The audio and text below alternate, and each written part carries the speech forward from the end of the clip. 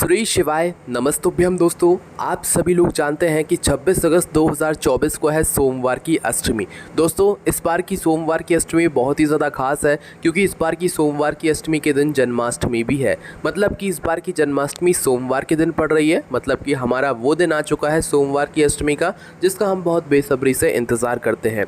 दोस्तों, आप सभी लोग ये बात पहले से जानते होंगे कि सोमवार की अष्टमी का जो दिन होता है वो साल में बहुत ही कम पड़ता है। 3 से 4 ही ऐसे दिन होते हैं जिस दिन सोमवार की अष्टमी पड़ती है, और लोग इस दिन का बहुत बेसब्री से इंतज़ार भी करते हैं क्योंकि भाई उनको कुछ ऐसे विशेष उपाय करने होते हैं अपनी मनोकामना पूर्ति के लिए, अपनी दुख और परेशानी दूर करने के लिए, अपने किसी विशेष काम के लिए, है ना। तो इस वजह से जो है सभी लोग इस सोमवार की अष्टमी का बहुत बेसब्री से इंतज़ार करते हैं। तो भाई 26 अगस्त का वो दिन आ गया है जिस दिन सोमवार की अष्टमी भी पड़ रही है और जन्माष्टमी भी पड़ रही है। इसलिए इस बार की सोमवार की अष्टमी खास से भी ज़्यादा खास है क्योंकि जन्माष्टमी के दिन ही सोमवार की अष्टमी पड़ रही है और जन्माष्टमी सोमवार के दिन पड़ रही है। तो भाई इस दिन आप लोगों को बेलपत्र की माला बनाने वाला उपाय ज़रूर करना चाहिए, या आप लोग ये कह सकते हो कि भाई बेलपत्र की माला बनाने वाला जो दिन है वो आ गया है, जो कि 26 अगस्त का है। ठीक है। अब दोस्तों, बेलपत्र की माला वाला जो उपाय है ये कुछ ज़्यादा पुराना उपाय नहीं है, क्योंकि बहुत सारे कुछ उपाय आप सुनते हो जो कि पुराने उपाय होते हैं, मतलब पंडित जी ने कुछ समय पहले उन्हें बता दिया होता है। पर जो बेलपत्र की माला वाला उपाय है वो भी 1 महीना पहले ही जो है ये उपाय बताया गया है, जिस उपाय को अभी ज़्यादातर लोगों ने किया भी नहीं है। ये ज़्यादातर लोगों को पता भी नहीं है कि भाई ऐसा भी कोई उपाय पंडित जी ने यहाँ पर अपनी कथा में बताया हुआ है। तो भाई सोमवार की अष्टमी के दिन आप लोगों को बेलपत्र की माला वाला उपाय कैसे करना है, किसको करना है, किस समय करना है, कहाँ पर करना है और इसको करने की विधि क्या है, ये सारी चीज़ें हम आपको इस वीडियो में बताने वाले हैं। तो सबसे पहली चीज़ दोस्तों, हम लोग जान लेते हैं कि इस बेलपत्र की माला वाले उपाय को आखिर आपको करना किस लिए है। तो देखो, ये बेलपत्र की माला वाला उपाय आप अपनी किसी भी प्रकार की मनोकामना पूर्ति के लिए कर सकते हो, किसी भी प्रकार की दुख और परेशानी को दूर करने के लिए भी कर सकते हो। ठीक है। या आपका कोई ऐसा काम है या मन में कोई ऐसा भाव है जो कि आप भगवान शिव जी से बोलना चाहते हो, तो भाई उसके लिए भी आप लोग अपना ये बेलपत्र की माला बनाने वाला जो उपाय है ये कर सकते हो। ठीक है। यह उपाय बहुत ही आसान है। अगर आप लोग सही से कर लेते हो, अच्छी विधि से कर लेते हो, तो आपको उपाय का फल ज़रूर मिलेगा, क्योंकि सोमवार की अष्टमी के दिन किया गया उपाय का जो फल आपको मिलता है वो बहुत ही जल्दी और बहुत बड़ा होकर मिलता है। अन्य दिनों पर अगर आप उपाय करते हो तो हो सकता है भाई उपाय का फल आपको थोड़ी देरी से मिले, पर सोमवार की अष्टमी के दिन किया गया उपाय का फल आपको निश्चित ही बहुत ही जल्दी मिलता है, क्योंकि इस दिन की महत्वता ही इतनी बड़ी होती है। क्योंकि सोमवार की अष्टमी के दिन भगवान शिव जी के मंदिर में 64 योगिनियाँ विराजित होती है, क्योंकि दोस्तों ये दिन ही ऐसा होता है भगवान शिव और माता पार्वती जी के मिलन का। सारे देवी देवता इस दिन भगवान शिव जी के मंदिर में विराजित होते हैं, इसलिए इस दिन का बहुत ही बड़ा और विशेष महत्व होता है। तो भाई इस बेलपत्र की माला वाले उपाय को आपको कैसे करना है वो हम जानते हैं। देखिए, सबसे पहली चीज़, हमें बेलपत्र की माला वाले उपाय में एक बात तो समझ आ रही है कि इस उपाय में हमें बेलपत्र की माला बनानी है। ठीक है। पर दोस्तों, आप सिर्फ ये ना समझें कि बेलपत्र की माला, हम बेलपत्र लेंगे और माला बनाकर हो जाएगा हमारा उपाय, पर ऐसा नहीं है। ये उपाय थोड़ा अलग है, इसलिए आप लोगों ने भले ही पहले भी सुना होगा, आपको पता भी होगा, तो एक बार सुन लेना। अगर आप कोई गलती भी कर रहे हो तो पकड़ा जाएगी। ठीक है। वैसे ज़्यादातर लोगों को इस उपाय के बारे में पता नहीं है, तो एक बार आप उपाय ज़रूर सुन लेना और करके भी ज़रूर देखना, आपको उपाय का फल ज़रूर मिलेगा। ठीक है। तो भाई देखो, इस बेलपत्र की माला वाले उपाय को सभी लोग नहीं कर सकते, है ना। अब आप कहोगे कि भाई ऐसी क्या बात है कि भाई सभी लोग नहीं कर सकते। तो सभी लोग इसलिए नहीं कर सकते क्योंकि ये वाला उपाय वही कर सकता है जो भगवान शिव जी का सच्चा भक्त होगा, है ना, या जिसकी किस्मत अच्छी होगी वही ये बेलपत्र की माला वाला उपाय कर पाएगा। ठीक है। अब ऐसा क्यों बोल रहा है दोस्तों? ऐसा हम इसीलिए बोल रहे हैं क्योंकि बेलपत्र की माला वाला जो उपाय है, इस बेलपत्र की माला वाले उपाय में जो हमें बेलपत्र की आवश्यकता पड़ेगी वो हम खुद से लेकर नहीं जा सकते, है ना। हम अपने घर से लेकर नहीं जा सकते, हम किसी से खरीद नहीं सकते। वो बेलपत्र हमें शिवलिंग के ऊपर से ही लेना पड़ेगा। मतलब कि सोमवार की अष्टमी के दिन आप जब शिव जी के मंदिर जाओगे तो आपको शिवलिंग पर वह बेलपत्र चढ़ी मिली होनी चाहिए, और अगर नहीं चढ़ी हुई है मतलब कि आप अपना उपाय नहीं कर सकते हो। ठीक है। इसलिए हमने आपसे ऐसा बोला कि जिसके ऊपर भगवान की कृपा होगी, जिसके ऊपर भगवान का आशीर्वाद होगा और जो किस्मत वाला होगा, भाई वही ये वाला उपाय यहाँ पर कर पाएगा, है ना। तो आइए जानते हैं कि इस बेलपत्र की माला वाले उपाय को आपको कैसे करना है। देखो, घर का कोई एक बड़ा मुख्य सदस्य ही इस उपाय को करने के लिए जाना, क्योंकि मुश्किल है कि घर के सभी सदस्य इस उपाय को कर ले। ठीक है। हर घर से अगर एक एक सदस्य आएगा तो भाई ये उपाय कोई फिर ज़्यादातर लोग नहीं कर पाएंगे। ठीक है। तो घर का एक जो बड़ा मुख्य सदस्य होगा वही इस उपाय को करने के लिए सोमवार की अष्टमी के दिन शिव जी के मंदिर जाएगा। ठीक है। किस समय उपाय करना है? उपाय को करने के 2 ही समय होंगे, सुबह का समय और शाम का समय, प्रदोष काल का समय। मुख्य रूप से सुबह के समय में ही आप लोगों को अपना ये वाला उपाय करना है। मतलब कि सुबह कर लोगे तो ज़्यादा अच्छा है, पर किसी कारण से कुछ सुबह ना कर पाओ तो फिर शाम का समय प्रदोष काल का समय भी रहेगा, आप उस समय भी अपना ये वाला उपाय कर सकते हो। ठीक है, अब उपाय का करने का समय भी आप लोगों को पता चल गया। अब हम जानते हैं कि भाई इस उपाय को आपको करना कैसे है। देखो, इस उपाय को करते समय आप शुद्धता का विशेष रूप से ध्यान रखना है ना। इस उपाय को करने के साथ में आप अपने साथ में कुछ पूजन सामग्री भी ज़रूर लेकर जाना। जैसे सुबह के समय जाओगे तो भाई अपना 1 लोटा जल या जो भी पूजन सामग्री है वो ज़रूर लेकर जाना, कम से कम 1 लोटा जल ज़रूर रखना अपने साथ में। और शाम के समय प्रदोष काल की बात करें तो भाई अपना एक घी का दीपक, गोलबत्ती का, शुद्ध देसी गाय का घी का, आटे का भी ले सकते हो, कोई दिक्कत वाली बात यहाँ पर नहीं है। इस तरीके से आप लोगों को अपना ये जो है उपाय के साथ में कुछ पूजन सामग्री ज़रूर लेकर जानी, चाहे सुबह जाओ चाहे शाम को जाओ। उपाय की जो विधि है वो एक सी ही रहेगी, उसमें कोई भी बदलाव नहीं रहेगा। ठीक है, उपाय की सामग्री में भले ही आपको अपने साथ में बेलपत्र ना लेकर जाना हो, पर आपको अपने साथ में एक चीज़ ज़रूर लेकर जाना है जिससे आप बेलपत्र की माला बनाओगे, मतलब कि कच्चा सूत, है ना।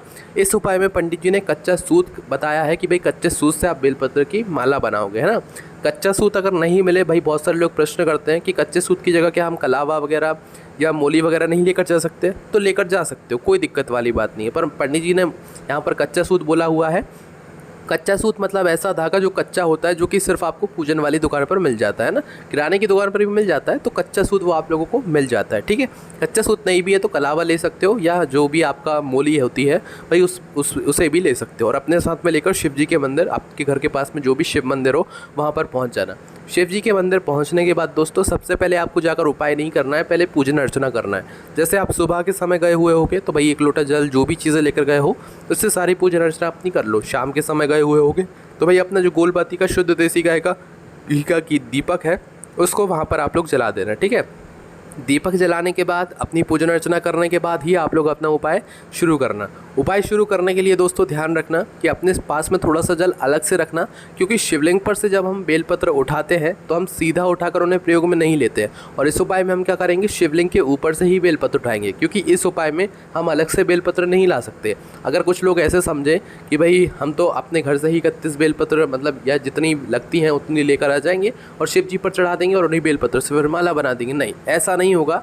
आप 1-2 बेलपत्र शिव जी पर चढ़ाने के लिए लेकर जा सकते हैं, क्योंकि सोमवार का दिन रहेगा तो भैया आपको उपाय करना रहेगा, तो 1-2 बेलपत्र आप अगर लेकर जाएंगे तो चल जाएगा। ठीक है, और अगर कोई उपाय की बेलपत्र है वो भी लेकर जाओगे तो चल जाएगा, पर सिर्फ और सिर्फ इस उपाय को करने के लिए आप अलग से अपनी बेलपत्र लेकर जाओगे तो वो नहीं चलेगा। ठीक है, तो आपको शिवलिंग पर पहले से बेलपत्र चढ़ी मिली होनी चाहिए, तभी आप अपने ये वाला उपाय कर पाओगे। ठीक है, उपाय को करने के लिए क्या करना है, सबसे पहले आपको शिवलिंग पर से ऐसी बेलपत्र उठानी है जो बिल्कुल साबुत हो, मतलब खंडित ना हो। और कितनी बेलपत्र उठानी है, देखो एक नंबर होता है 11 अंक, जो कि बहुत अच्छा होता है, 11, 21, 51, 101, है ना। ये नंबर आप सभी लोग जानते हो, अच्छे होते हैं। तो एक बेलपत्र की माला बनाने के लिए हमें 11 बेलपत्र की यहाँ पर आवश्यकता पड़ेगी, जो कि एक भगवान से जुड़ा हुआ भी नंबर है और एक शुभ नंबर भी है। ठीक है, और इतनी बेलपत्र में हमारी बेलपत्र की माला भी बनकर तैयार हो जाएगी।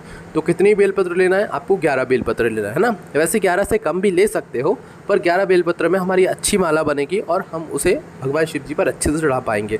तो शिवलिंग के ऊपर से ऐसी 11 बेलपत्र उठाना जो कि खंडित ना हो, अच्छी वाली बेलपत्र हो।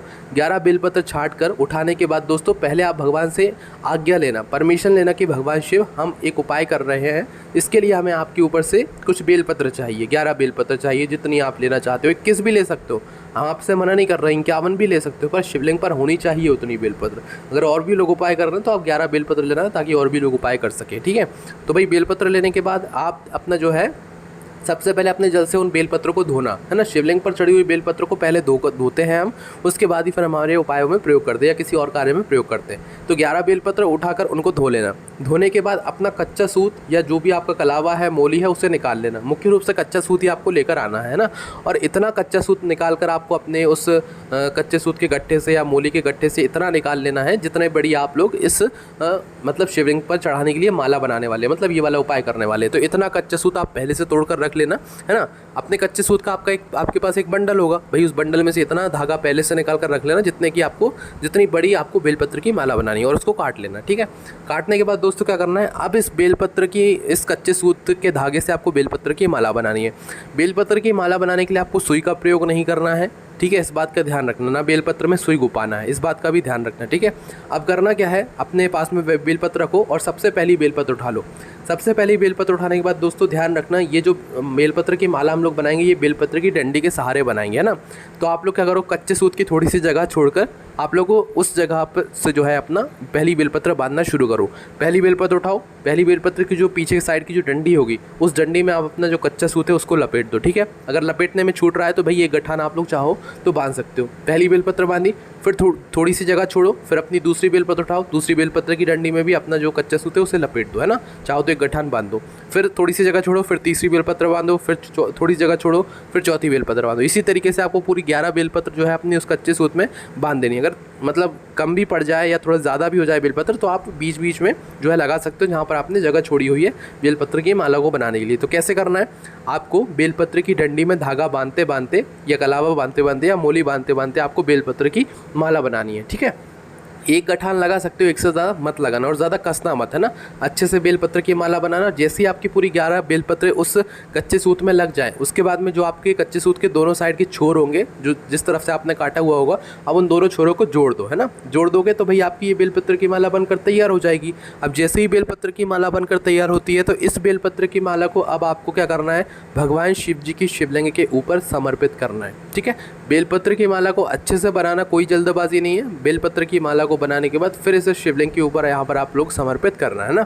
जिस तरीके से हम शिवलिंग पर बेलपत्र चढ़ाते हैं उल्टा करके, उसी तरीके से जब आप इस बेलपत्र की माला को शिवलिंग पर चढ़ाएं तो भाई ये सभी पत्तियों का मुख जो है, मतलब जो चिकना भाग है वो शिवलिंग के तरफ ही होना चाहिए, मतलब शिवलिंग के ऊपर ही होना चाहिए, है ना। मतलब कि आपको इस बेलपत्र की माला का उल्टा भाग दिखना चाहिए, सीधा भाग नहीं दिखना चाहिए, ठीक है। इस तरीके से आपको इस बेलपत्र की माला को शिवलिंग के ऊपर पहना देना है। माला तो आप पहनाना जानती हैं, शिवलिंग के ऊपर पहना देना है। उसके बाद में भगवान से अपनी वो मनोकामना बोलना है जिसके लिए आप लोग अपना ये वाला उपाय कर रहे हो, ठीक है। या कोई दुख और परेशानी है, कोई काम है, विशेष मनोकामना है, भाई वो काम आपको बोल देना है, वो मनोकामना आपको बोल देना है। उसके बाद में दोस्तों आपको 2 मिनट भगवान शिव जी के नाम का जाप करना है।